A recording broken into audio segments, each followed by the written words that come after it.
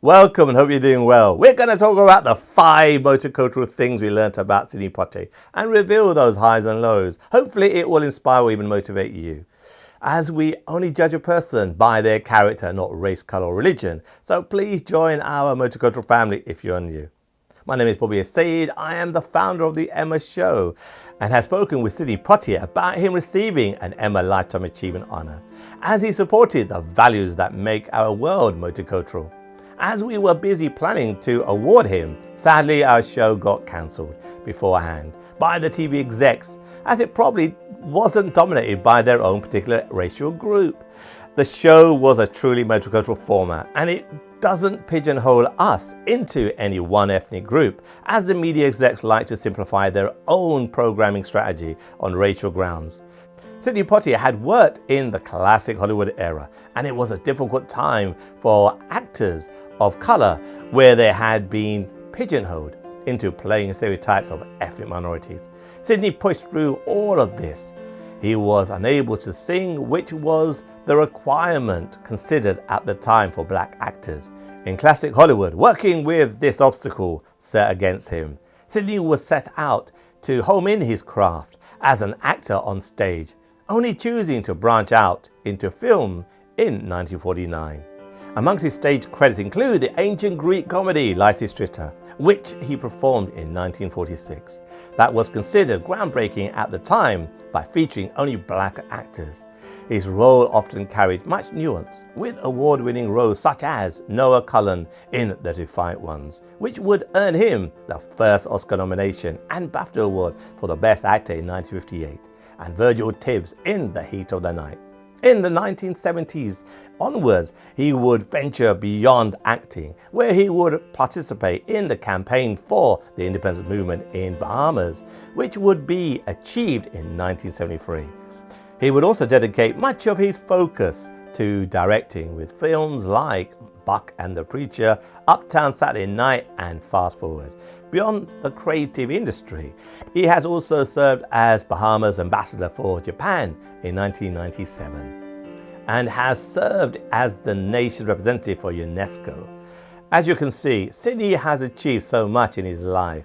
So in honor of the many actions he has taken throughout the 20th and 21st century, we thank him as one of our great Emma supporters. Like Martin Luther King had stated, who was openly supported by Sidney Poitier, we only judge a person by their character, as Sidney Poitier's films had reflected. Let's look at 2 clips of his films that had reflected the issues they were dealing with at the time, during the height of the US Civil Rights Movement. I know this clip in 1967 wouldn't shock Generation Z, but if you grew up during Jim Crow period, it was not just a shocking scene, but above all revolutionary to watch this groundbreaking film. Some people, well, let us say the people who work for Mr. Colbert, might reasonably regard you as the person least likely to mourn his passing. We were just trying to clarify some of the evidence. Was Mr. Colbert ever in this greenhouse, say last night about midnight?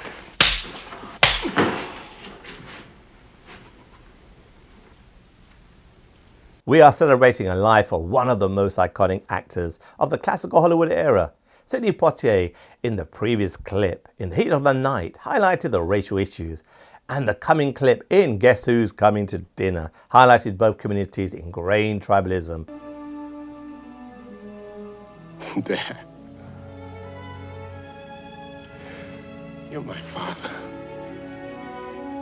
I'm your son. I love you. I always have, and I always will. But you think of yourself as a colored man. I think of myself as a man. As an example of his groundbreaking work in films, he sadly passed away on the 6th of January 2022. Despite his passing, Sidney's life was a blessing to many around the world. Rather, he was a trailblazer throughout his life. Let's now tell you about his incredible life journey, from poverty to global fame. Number 1. Resilience. Born on the 20th of February 1927 in Miami, Florida, to Evelyn and Reginald James Poitier. His parents had traveled from Cat Island in the Bahamas to Florida to sell tomatoes. He was born premature and was not expected to survive, but managed to survive. He and his parents would return to their farm in Bahamas, where he would grow up close to nature, fishing and working with his siblings on the family farm. Due to the circumstances of his birth, he would gain US and Bahamian citizenship. At 12, he left school to help support his family, and at 15, he would join one of his brothers in Miami. But for a young black man, his rights of citizenship only existed on paper. While he quickly found work in Florida, he could not easily adjust to the injustice of segregation, having grown up in a more equal society in the Bahamas. He was set off to New York City at 16 and was robbed along the way to Harlem. There he lived rough in a bus station and on rooftops while working as a dishwasher. To escape the cold of the winter, he lied about his age to join the army, but would then lie about insanity to win a medical discharge, as he was upset with how the hospital treated its own patients. Back to New York City, he would join the African American theater community set in Harlem in 1940. While his many teachers had little faith in him, a Broadway director saw one of his performances where he was substituted in for a young Harry Belafonte. He was able to make the performance. The director would offer him a small role in Lysistrata, where he would charm audiences, even though he messed up his lines on the opening night. Another producer from there would invite him as an understudy for the touring company of Anna Lancaster. From harsh and humble beginnings, Sidney would quickly find acting roles in the industry on stage. Even at an early age, he proved that with determination and grit, one can overcome the challenges life can throw at you. Number 2. Dignity. What made Sidney stand out in the 20th century is that he took on roles that defied the typical representations of African Americans, which were at the time resigned to roles of servants or entertainers in a demeaning light. However, as Dr. Luther Brooks in 1950's No Way Out, his dignified performance as a young doctor in a town riddled with racial prejudice struck a chord with American audiences and the Afro-Caribbean community. While the British colonial authorities tried to ban the film in fear of it triggering disorder due to its depiction of interracial violence, but the censorship backfired. Sidney's success quickly spread throughout Bahamas, where many organized protests of its ban. In the US, it was briefly banned in Chicago and was never shown in most southern cities. However, this did not stop Sidney, as he would star in the film Cry, The Beloved Country in 1951. The production was not without much difficulties, as director Zoltan Korda had to lie about Sidney Poitier and Canada Lee's status as servants to immigration authorities to film in South Africa to avoid jail. On top of this, Sidney would also experience the injustice of racially divided country, which would mark a frightening time for the actor. In spite of the difficulties, the film would be well received, winning the Bronze Berlin Beer at the Second Berlin International Film Festival and being in the running for the Palme d'Or at the 1952 Cannes Film Festival. Unfortunately, dramatic roles for black actors at the time were still rare, which caused financial difficulties, but even when he needed the money, Sidney refused to take on roles that removed the dignity of a black character. A commendable decision. Even to this day, the ability to financially support oneself is still a difficult plight for many. So to refuse opportunities to have the means to do so is one of the many testaments to Sidney's fight to ensure his performance as an actor, to not belittle or demean any minority communities. Such decisions would also push him towards an acting workshop led by director Lloyd Richards. Here not only did Sidney seek to improve his craft, but find like-minded artists.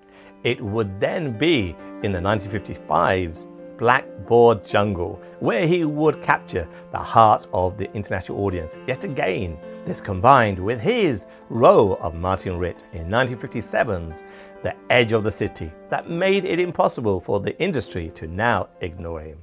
Number 3, commitment.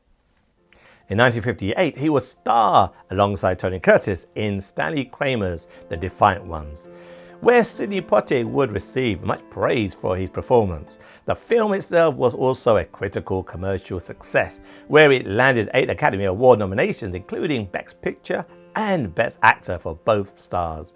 At that moment, Sidney marked history as the first black male to be nominated for a competitive Oscar at the Best Actor section. He would also win the BAFTA for the Best Foreign Actor in the same year.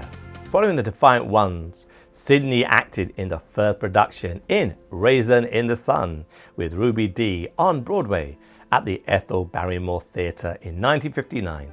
The play and Sidney's performance would win much enthusiasm from New York critics, expanding Sidney's firm position as a capable actor. The same year, Sidney also starred in the film adaptation of Porgy and Bess, alongside Dorothy Dandridge, where he would receive the Golden Globe nominations for the Best Actor in a motion picture, musical or comedy. His efforts throughout the 1950s solidified Sidney as a movie star, which made him the most visible African-American star of the time. From early struggles as an actor, Sidney managed to flip the script by sticking to his beliefs and ideals, which resonated with audiences, critics and the industry, leading to much success in the decades to come. Indeed, a large milestone in his efforts would be through his role as Homer Smith in Lilies of the Field, where he would receive his first Oscar win for Best Actor, becoming the first African-American actor to win an Oscar award in this category. Number 4, self-awareness. Throughout his acting career, he had been making conscious decisions to ensure that the depiction of black characters were portrayed with dignity. However, he has faced criticism for his tendencies to be cast in roles which did not display many personality faults. A notable example would be in Stanley Kramer's Guess Who's Coming to Dinner. It was warmly received by critics, where some believed it was not daring enough, despite it being one of the few films to depict interracial marriages in a positive light in the era. His role would also draw the anger from the African-American community, who believed he was portraying characters who were too perfect, not showing much humanity as a result. Members such as playwright Clifford Mason accused Sidney of pandering to white audiences. However, the whole industry was white-dominated, and Sidney had equally challenged their view on how blacks were projected in the past. Sidney saw unfounded criticism and would then step away from acting and focus on his efforts in politics, such as supporting the independence movement in the Bahamas in 1973. He would be knighted in 1974 as Honorary Knight Commander by the Queen.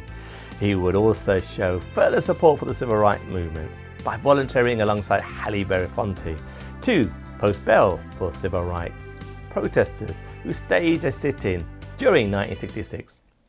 Alongside directing, he helped the movement earlier by donating $70,000 to fund voting rights, following the death of 3 civil rights workers who tried to register African Americans to vote.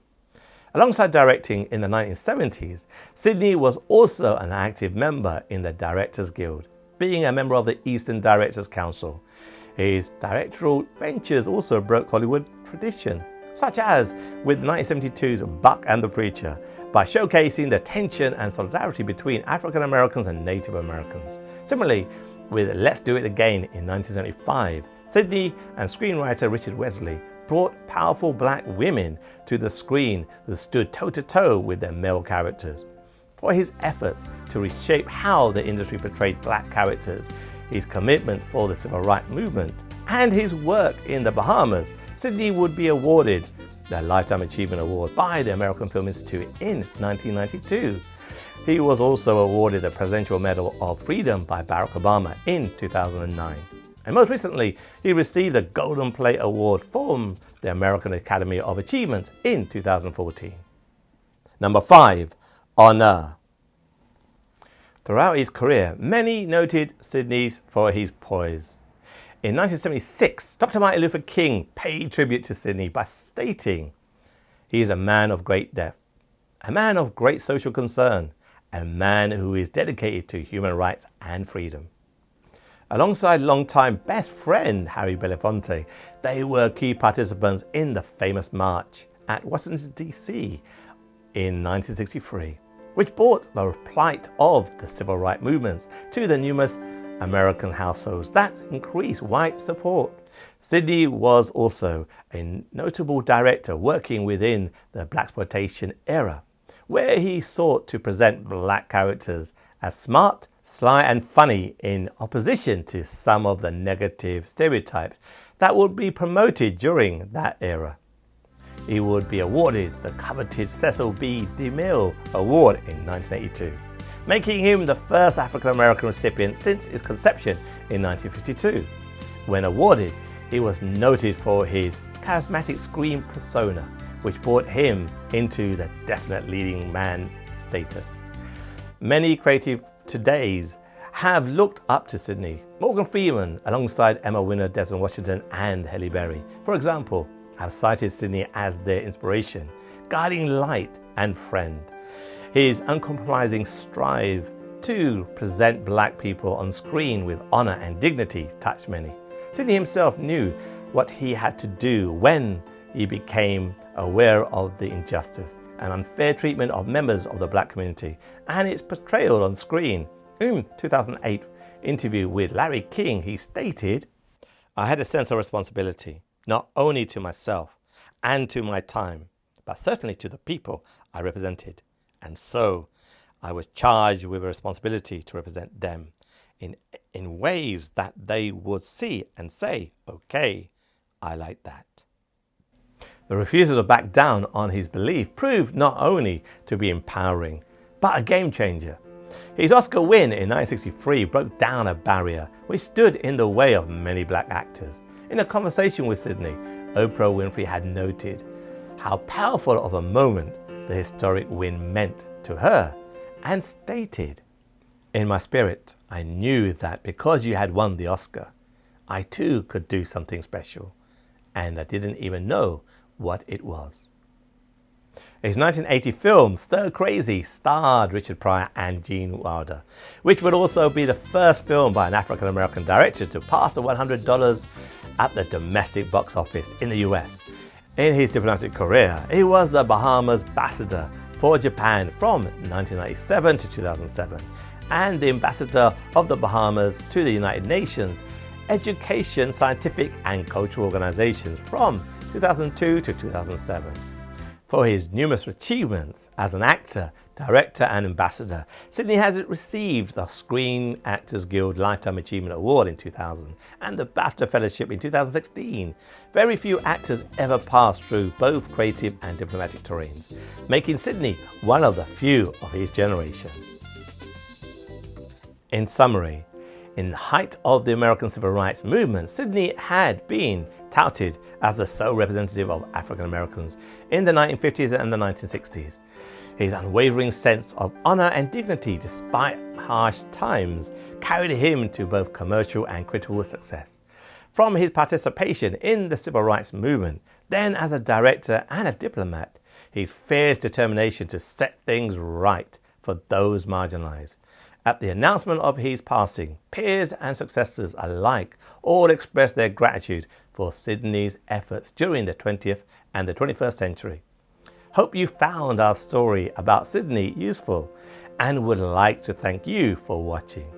As he promoted those multicultural qualities, please like and subscribe, and wherever possible, do support us on Patreon, however little the amount, to support this channel's ongoing mission to undertake multicultural campaigns.